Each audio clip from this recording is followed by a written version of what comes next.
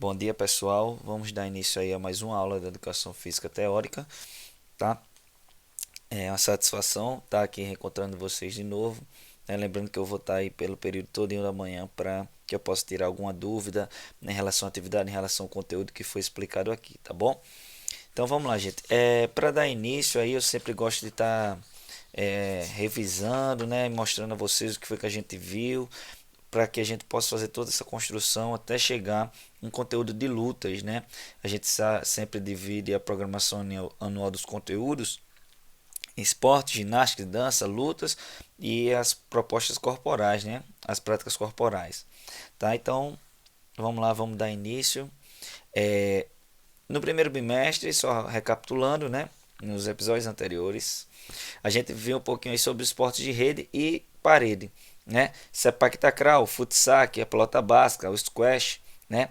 Como é que era desenvolvido, o que é que servia para o que é que a gente podia trazer para o nosso cotidiano, né? Para nossa área escolar, né? A gente tem como esporte de rede aí o vôlei, por exemplo, né? O vôlei que foi criado com a finalidade de não de um grupo não ter contato com o outro, né? Naquela época existiam muitas lesões. E aí o que, é que foi que aconteceu? Morgan ele fez aí um esporte, criou um esporte, né? Para que ele evitasse aí um bater no outro, né? Um tá colidindo com o outro, aí entrar em contato e aí existia uma lesão. Tá? Então, o esporte de rede serve para que os adversários não possam tocar um ao outro. Tá? E a gente tem também os esportes de parede, de parede, né? Aí como o squash, que a gente estudou no primeiro bimestre, nas aulas presenciais, falando um pouquinho o que é o squash, o que é que ele representa, o que é que ele não representa, né? Como é que é praticado, em dupla, em trio, né? A gente vê que é um esporte diferenciado, porque as paredes, né, são devido às paredes laterais e a parede de trás, elas são de vidro, né? Então é realizado numa caixa de vidro para você ver como é interessante. Aí a gente viu também no primeiro bimestre os esportes de campo e taco, falando um pouquinho sobre o beisebol, o softball, o que é o beisebol, o que é o softball, né? A questão do que são os esportes de campo de taco, a gente fez algumas atividades práticas, né, na escola, voltadas aí à questão de aprender o que era o beisebol, né? O que era a questão de você rebater a bola e tentar passar nos campos dos seus adversários, né, para conseguir pontuar. Então, foi dessa forma aí que a gente conseguiu aí entender sobre os esportes de campo e taco. Passou-se o primeiro bimestre, a gente viu o segundo bimestre danças e ginásticas e danças. Ginástica de condicionamento físico, musculação e treinamento de hipertrofia, né? A gente sabe aí que a questão de ginástica de condicionamento físico ela trabalha muito voltada aí ao condicionamento físico, né? Voltada aí a treinamento de hipertrofia. Quando a gente fala hipertrofia, aumento da massa muscular, né? Em academia, né? Quando se cita aqui musculação, a gente vê muito isso, né? Nas academias, indivíduos que procuram de uma forma espontânea trabalhar em relação ao a hipertrofia, né, o ganho de massa, mas também a perca de massa, né gorda, aquela massa gorda que a gente que se chama, né, que é conhecida aí como percentual de gordura, né, aquela massa adiposa ali que fica no corpo, né, e a gente faz com que ela possa ir perdendo, ou também a gente procura a questão de musculação pela área de lazer e saúde. A gente sabe que nesse tempo agora de pandemia, né, esse tempo agora a gente passou um tempo em recesso aí, em quarentena, né, todo mundo em casa sem poder sair, e o nível de sedentarismo aí veio, né, a crescer, veio a aumentar de uma forma maior, aí impossibilitando, né, algumas pessoas da prática do esporte. Algumas pessoas ainda conseguiram manter praticando em casa, mas outras não conseguiram realizar aí a sua é que a gente pode falar a sua prática, né, o seu benefício aí para a sua saúde. Aí a gente falou também no segundo bimestre sobre danças de salão brasileira, né, que foi o nosso conteúdo da nossa avaliação diagnóstica, última avaliação diagnóstica. né, do bimestre passado, a gente falou sobre forró, samba, samba de gafieira, o machixe, o vaneirão. A gente viu a questão da importância que tem o forró aqui no Nordeste, que é que ele representa, né, que é uma dança cultural nordestina. A gente viu Luiz Gonzaga, quem foi Dominguinhos, né? A gente entendeu aí para as nossas aulas remotas, né, o que era cada um deles. Falou sobre o samba de gafieira, que é muito praticado no Rio de Janeiro, né? Aquele malandro, né? Aquelas pessoas que são mais descoladas, né? Que realmente trazem um samba ali no seu sangue. A gente confunde muito carioca com aquele estilo sambista, né? Então a gente falou um pouquinho também. Falou um pouquinho também sobre o machixe, né, que é o conhecido como tango brasileiro, né? A gente sabe que o tango ele é originário lá da Argentina, né? Ele é originário da Argentina e aí ele tem aí quando ele vem aqui para o Brasil, ele tem o nome de machixe porque é parecido com a dança por passar aquela suavidade, né? Aquela agressividade nos olhares, ela passa aquela questão dos sentimentos ali dentro da música por ser uma música muito romântica. E falamos também aí do vaneirão, que não é uma dança muito conhecida, mas ela é realizada na Idade Média, né? Ainda com as características de roupas, né? As roupas que eram utilizadas lá no sul do país, no Rio Grande do Sul, Santa Catarina, por aquela parte lá. E aí, gente, dando início aqui ao terceiro bimestre, vamos falar um pouquinho sobre lutas no mundo, o Aikido e o Judô, tá? Muita gente já tem contato, né, com o Judô, a gente tem na nossa escola a prática do Judô, né? Muita gente pratica, muitos alunos têm a prática do Judô, então vai ser de uma forma mais fácil, né? Amistosa de estar se entender o assunto, de ver como o assunto é simples, o assunto é fácil, mas tem uma história aí por trás do judô que é muito interessante, né? A gente vai ver quem foi Jigoro Kano, né? O que foi o Instituto Kodokan, o que foi que ele criou, o que foi que ele teve aí de melhoria, que trouxe, né, a partir de que luta, o que é que foi o jiu-jitsu, né, o que é que representava na cultura, na nação japonesa, aí o judô, o aikido, o jiu-jitsu. Então a gente vai olhar aí da melhor forma possível, tá, gente? Então vamos estudar aqui nesse capítulo, é que a gente vai ter aí como objetivo específico aí, né, para nossa aula, distinguir os golpes de judô e aikido, né? A gente vai ver aí o que é o ippon, o que é o vazari, tá? Então vai ver como é realizado cada um deles, o que é que traz, né? Primeiro a gente vai ver nessa primeira aula a questão da história do judô, o que é que o judô tem de benefício para a nossa saúde, né? A gente sabe que agora foi liberado alguns parques, alguns centros de treinamento, né? Então, aqueles indivíduos que não tinham a prática de atividade física, eles vão voltar a ter, ou pessoas que eram sedentárias, né, que viram que não tinha como ficar sem a prática de atividade física, vão dar início e vão reiniciar, vão dar início à sua prática esportiva, né, que é o mais importante aí, para que possa evitar doenças cardiovasculares, doenças respiratórias, né, e para que possa também aumentar a sua imunidade relacionada aí ao seu a colocação aí desse vírus, né, que atingiu e está atingindo todo mundo, certo, gente? Então, primeiro a gente vai ver o que é as lutas no mundo, né? Antes da gente entrar aí nessa parte de história, então a gente vai entender aqui um pouquinho sobre as lutas no mundo. É uma das atividades esportivas mais antigas, tá, gente? Junto com o atletismo. Porque o atletismo a gente sabe que ele tem dentro das suas modalidades o correr, né? A corrida. Então, é um dos esportes mais antigos junto com o atletismo, porque o atletismo ele tem a corrida. E a forma de lutar, porque às vezes lutavam por espaços, né? As lutas acontecem até entre os animais, né? Quando quer demarcar territórios, alguns animais eles se enfrentam para ver quem é que toma conta ali daquele território. Muito antes de ser consideradas como um esporte de luta, como esporte, a luta tinha o conceito básico de defesa e ataque, no sentido de demonstrar superioridade em um confronto. Ou seja, a luta a gente observa da seguinte forma: ela vai ter aí a questão de defesa ou ataque, né? E ela vai demonstrar superioridade aí em um confronto. Então vence aquele que é mais forte, né? Nas lutas, a regra básica vai ser aquele ganha, vence aquele que tem, né? Que consegue aí ter uma força maior sobre aquele adversário ou até mesmo uma técnica maior. Então, a gente às vezes não é só força, né? Quando a gente fala dessa superioridade aí, a gente não está citando só a questão da força. A gente não está colocando só que o indivíduo tem que ser maior. Porque hoje existem classificações, né? Existem classificações. Então, a gente vai ver peso médio, a gente vai ver um peso mais leve, então é de 60 a 70 quilos, né?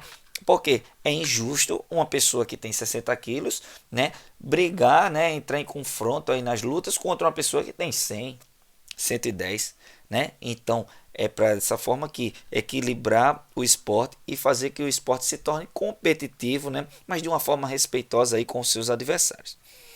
Há registros em que lutas em praticamente todas as eras da humanidade, passando por babilônicos, egípcios, japoneses, chineses, gregos e romanos, desde milhares de anos antes de Cristo até hoje ainda existe aí a questão da luta, sendo praticadas, né, por tanto tempo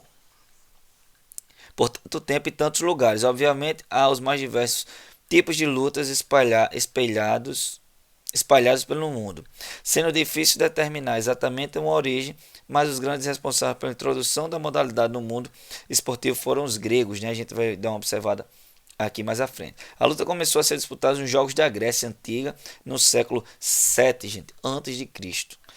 Né? Ao longo dos anos, as edições das Olimpíadas, a modalidade evoluindo e ganhando particularidades. Então, vocês vão observar que os gregos eles inseriram nas Olimpíadas no ano 7 a.C. a questão das lutas. Né? Então, o que é que poderia trazer de bom aí as lutas para aquele determinado grupo? Né? Quais os benefícios? Né? Então, o modelo de luta grego inspirou os franceses. Olha, o modelo de luta dos gregos já influenciou os franceses a criar no século XIX o estilo hoje conhecido como luta greco-romana. Tá? Foi o primeiro passo para a profissionalização. Nos Jogos de Atenas, em 1896, a luta greco-romana já apareceu no programa olímpico, da categoria super pesado. Né? Então, se vocês colocarem lá no videozinho, né, no YouTube, vocês vão observar aí o quão importante foi a questão das lutas, né, greco-romanas e como é que elas são realizadas. E essa questão aí dessa faixa etária aí, gente, não dessa faixa etária, mas dessa classificação, né, que super pesado, da categoria super pesada. Então, imaginem aí naqueles tempos, né, eram citados aí e colocados as lutas greco-romanas, tá? Aí a gente tem nos Jogos de Atenas, em 1896, a luta greco-romana já apareceu no programa olímpico de categoria super pesado. O primeiro medalhista foi o alemão Karl Schurmann, tá? Então ele foi aí o primeiro a vencer. A partir de São Luís, em 1904, os jogos passaram a contar também com a luta livre, a única disputada naquele ano, tá? Então existiu aí a luta greco-romana, mas existiu também aí a luta livre, tá? Porque muitos tinham a visão de que a luta era um confronto, um combate, né? E naquela época existiam muitas guerras, muitas batalhas, e como trazer isso para uma forma amistosa, né? Uma forma de disputa, onde um não precisaria matar o outro, desrespeitá-lo de uma forma muito grande. Não, a partir das lutas era só a questão dos confrontos que eram realizados. Em 1904, essa versão de modalidade já chegou dividida em várias categorias de peso. As categorias galo, pena, leve e super pesado. Por quê? Como eu tinha falado no início do vídeo, gente, vocês observem da seguinte forma. É como é que a gente pode dizer? Uma característica, né, da luta. Me fugiu aqui a palavra. É muita desvantagem para uma pessoa cheia, né? Muita desvantagem para uma pessoa que quer a prática de lutas, mas essa pessoa aí ela tem uma inferioridade, né, no seu peso corporal. Então, quando a gente fala aí a questão do peso corporal dessa pessoa em relação a outra, 60 quilos para uma pessoa que tem 100, né? A pessoa de 100 com a estatura maior, né? Aquela pessoa menor. Então, querendo ou não, vai ser,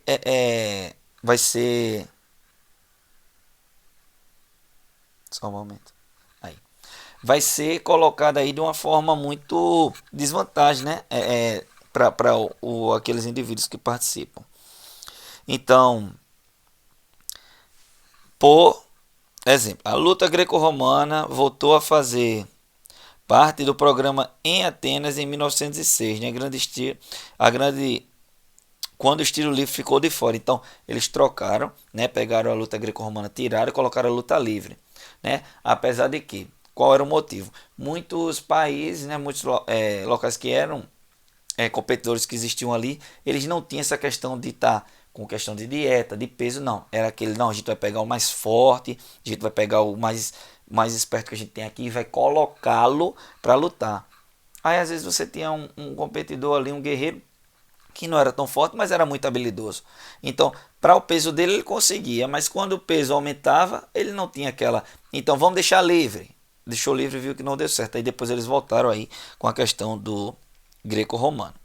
Em Londres, 2012, a luta olímpica distribuiu 18 medalhas de ouro no total. As maiores vencedoras foram a Rússia, o Irã e o Japão. Os russos conquistaram 4 ouros, 3 masculinos e um feminino. As disputas entre as mulheres foram dominadas pelas japonesas, que ficaram com 3 ouros.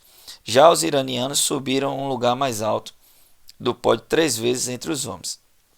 Então, só a questão de curiosidade, né? O que é que a luta greco-romana ela era, o que é que ela representava.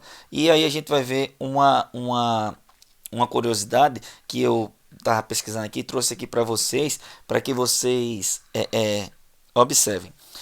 O maior nome da história de greco-romana do russo Alexander Karelin. Mais do que isso, o lutador detém um dos feitos mais aproximados do esporte em geral. Então, do esporte aí de luta, gente, esse cara aí, olha o que ele fez. De 1987 a 2000, 13 anos o cara lutando, né? Alexander, também conhecido como o Urso da Sibéria, né? O experimento e Alexandre o Grande não perdeu em uma luta sequer. Nesse período, ganhou diversos títulos mundiais e europeus, além de ter conquistado 3 medalhas de ouro no Jogo de Seul em 1988, Barcelona em 1992 e Atlanta em 1996. Ou seja, o cara passou 13 anos, né, tendo um esporte, sendo atleta de alto rendimento. Então imagine aí, gente. É, é, vamos dizer 13 anos, então vamos dizer que com 30 anos, né? Aí ele tem 30 anos, ele com 43, ele não perdeu nenhuma luta, poxa. Então, vejam aí o quanto queriam vencer, né? O quanto queriam derrubar ou tomar aquele título dele, mas Alexander, ele conseguiu aí esse título aí, passar esse tempo todinho vencendo. Em Sydney, em 2001, Karen chegou em busca da 4ª medalha de ouro, mas sua incrível invencibilidade chegou ao fim. O responsável pelo feito foi o norte-americano, né, Gardner, na grande final olímpica dos super pesados. O russo de 1,91 m. Olha a briga, viu? O russo tinha 1,91 m e o americano tinha 1,92 m, né? Protagonizaram um duelo muito equilibrado, vencido pelo Gardner pelo placar mínimo de 1-0, né? Resultado que fez o norte-americano fosse recebido com festa em seu país como herói nacional. Então era colocado dessa forma mesmo, gente, nas lutas, né? Até quando a gente faz aí um quebra-braço, por exemplo, e a gente vence, a gente já fica alegre, fica feliz, né? Só daquela conquista ali. Imagine você pegar um adversário que ele tem 13 anos que não vence, que ele não perde, e você chega lá e conseguir. Então foi uma festa enorme lá nos Estados Unidos, né? Conhecido também, ele ficou como herói nacional. Os Jogos de Montreal em 1976, Moscou em 1980, na luta olímpica, foram dominados pela cor vermelha da bandeira da extinta União Soviética, né? Na cidade canadense, os soviéticos conquistaram nada menos que 12 das 18 medalhas de ouro que estavam em jogo.